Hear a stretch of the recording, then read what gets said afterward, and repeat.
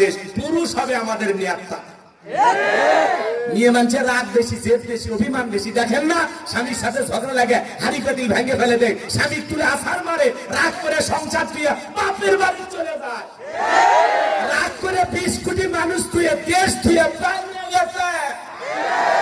দেশের মানুষের কথা ভাবিনি, ভাবলে দেশেই থাকবে। কথা বল, আমি মরে যাবো, শহীদ হবো, জীবন দেবো, জেলে যাবো, আমি দেশ ছাড়বো। কথা বল, ঈশ্বর চাচা ছাড়েনি এবং খালেদা যে ছাড়েনি, আপনি কেন গেলেন?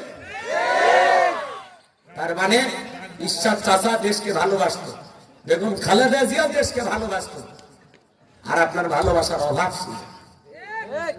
ভারতে যা খুঁজতেছেন নাকি রাগ করতেছেন আপনারা, মন খারাপ করবেন, এলে মনের কষ্ট কষ্ট চলে গেছে। আবার মাঝে মাঝে কল রেকর্ড ফাঁস হয়, শুনে আরো খারাপ লাগে। উনি বলে আমি এখনো প্রধানমন্ত্রী আছি। আপনি প্রধানমন্ত্রী যদি থাকেন তো ভারতে কি করেন? নিজের দেশে আসেন, ইউনুস সারক ধাক্কা মেরে ফেলে দিয়ে আপনি চেয়ারে বসেন, সে কি তো বাপের বেটি আসেন। আর আমাদের দয়া মায়া বেশি। আপনার আসতে মন চাচ্ছে যখন, ঠিক আছে মেয়ে মানুষ কতদিন বাইরে থাকবে, আপনি আসেন। এই দেশ আপনার বাবার, এই দেশ আপনার স্বামীর, আপনি আসেন। কথা বলেন না কেন?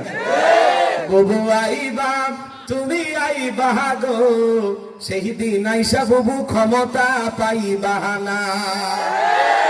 বুবু আইবা তুমি আইবা গো, সেই দিন আইসা বুবু ক্ষমতা পাইবা না। খোঁজনাই বুবু কাদের কাকার, অবস্থা খারাপ করবে যে বাবার, খাও না গেলে কোন সামনেও আসে না।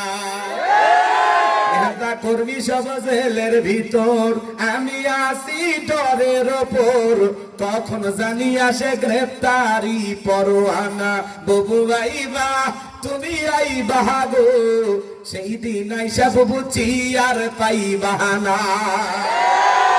ক্ষমতার চেয়ার থেকে নামা সহজ, কিন্তু ওই চেয়ারে ওঠা কঠিন। কথা বলেন ঠিক কিনা?